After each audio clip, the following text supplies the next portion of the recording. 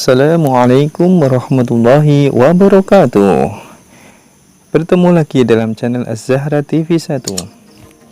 Bagi Anda yang baru berkunjung ke channel ini, marilah dukung channel ini agar berkembang dengan ketik like dan subscribe agar Anda tidak ketinggalan video terbaru dari kami. Inilah karomahnya dari Syekh Muhammad Nawawi Al-Jawi atau Al-Bantani.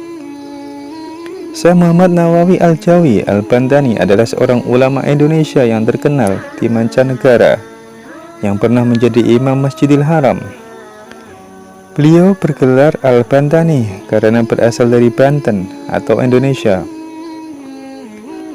Abu Abdul Mu'ti Muhammad Nawawi bin Umar bin Arabi, demikian nama sang ulama besar yang dilahirkan di Tanara, Serang 1230 Hijriah atau 1813 Masehi. Syekh Nawawi diketahui merupakan salah satu keturunan Syarif Hidayatullah yang lebih dikenal sebagai Sunan Gunung Jati dari Cirebon. Dia merupakan buyut dari Kiai Haji Ma'ruf Amin. Semenjak kecil dia memang terkenal cerdas. Otaknya dengan mudah menyerap pelajaran yang telah diberikan ayahnya sejak umur 5 tahun. Pada usia 8 tahun, sang ayah mengirimkannya ke berbagai pesantren di Jawa. Beliau mula-mula mendapatkan bimbingan langsung dari ayahnya. Kemudian berguru kepada Kiai Sahal dari Banten. Setelah itu mengaji kepada Kiai Yusuf Purwakarta. Di usia beliau yang belum lagi mencapai 15 tahun, Syekh Nawawi telah mengajar banyak orang. Kemudian pada usia 15 tahun dia menunaikan haji dan berguru kepada sejumlah ulama terkenal di Mekah. Di antara guru beliau adalah Syekh Sayyid Ahmad Nahrawi, Syekh Junaid Al-Betawi, Syekh Ahmad Dimyati, Syekh Muhammad Khotib, dan Syekh Ahmad Zaini Dahlan. Setelah 3 tahun belajar di Mekah, Syekh Nawawi sempat kembali ke tanah air untuk mengajarkan ilmu agama yang telah dikuasai. Karomah beliau mulai terlihat yaitu saat beliau mengunjungi salah satu masjid di Jakarta, yaitu Masjid Pekojan. Masjid yang dibangun oleh salah seorang keturunan cucu Rasulullah SAW, Sayyid Utsman bin Aqil bin Yahya Al-Alawi. Ulama dan mufti Betawi ini ternyata memiliki kiblat yang salah. Padahal yang menentukan kiblat masjid itu adalah Sayyid Utsman sendiri. Tak hayal saat seorang anak remaja, yaitu Syekh Muhammad An-Nawawi Al-Bantani, yang tidak dikenalinya menyalahkan penentuan kiblat. Maka kagetlah Sayyid Utsman. Diskusi pun terjadi dengan seru antara mereka berdua. Sayyid Utsman tetap berpendirian dengan kiblat Masjid Pekojan yang sudah benar. Sementara Imam Nawawi yang saat itu masih remaja berpendapat arah kiblat mesti dibetulkan.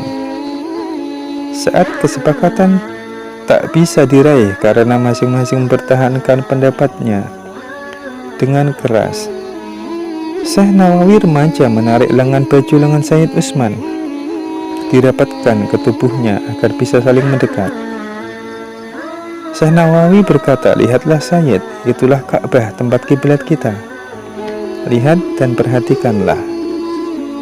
Tidakkah Ka'bah itu terlihat amat jelas, mendarat kiblat masjid ini agak ke kiri? Maka perlulah kiblatnya digeser ke kanan agar tepat menghadap ke Ka'bah," ujar Syekh Nawawi. Sayyid Utsman termangu. Ka'bah yang dilihat dengan mengikuti telunjuk Nawawi remaja memang terlihat jelas. Kemudian Sayyid Utsman merasa heran dan takjub dan menyadari bahwa remaja yang bertubuh kecil di hadapannya ini telah dikarunia kemuliaan, yaitu terbukanya nur basyariah. Dengan karomah itu, dimanapun dia berada, Ka'bah tetap terlihat. Dengan penuh hormat, Sayyid Utsman langsung memeluk tubuh kecil beliau. Sampai saat ini, jika mengunjungi Masjid Pekojan, akan terlihat kiblat digeser, tidak sesuai aslinya. Selanjutnya, karena situasi dan kondisi tanah air yang bergejolak akibat penjajahan Belanda, pihak Belanda mencemaskan kehadiran Syekh Nawawi Al-Bantani di Banten bakal kembali menggelorakan semangat pemberontakan. Maka situasi ini membuat Syekh Nawawi memutuskan untuk kembali ke kota Mekah. Kemudian beliau kembali belajar ilmu agama dan menetap kembali di Mekah.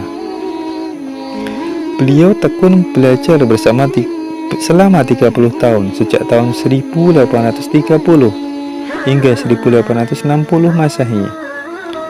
Pada masa menetap di Mekah inilah karena kepiawaiannya dalam ilmu agama, terutama tentang tauhid, fikih, tafsir, dan tasawuf.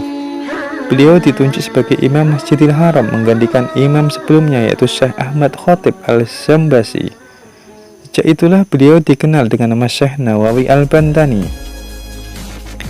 Disinilah karomah Syekh Nawawi Al-Bantani kembali nampak, di mana jari telunjuknya mengeluarkan cahaya seperti lampu di saat kegelapan melanda ketika dia mengarang kitab Maraqi Al-Ubudiyah, yaitu syarah matan Bidayah Hidayah. Ketika itu Syekh Nawawi dalam perjalanan dengan unta yang tanpa penerangan. Namun di saat itu inspirasi untuk mengarang kitab sedang menguat. Kemudian Syekh Nawawi berdoa memohon kepada Allah Subhanahu wa Ta'ala agar telunjuk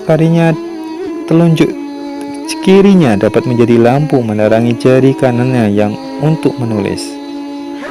Kemudian telunjuknya pun mengeluarkan cahaya seperti lampu yang menerangi kegelapan. Nama Syekh Nawawi semakin masyhur sehingga banyak muridnya yang di belakang hari menjadi ulama besar. Misalnya Kiai Hasyim Asy'ari, pendiri Nahdlatul Ulama; Kiai Ahmad Dahlan, pendiri Muhammadiyah; Syekh Kiai Haji Mas Abdurrahman, pendiri Matla'ul Anwar; Kiai Khalil Bangkalan, dan Kiai Haji Asnawi Kudus. Para ulama Indonesia menggelarinya sebagai Bapak Kitab Kuning Indonesia. Itulah antara karomah Syekh Nawawi Al-Bantani.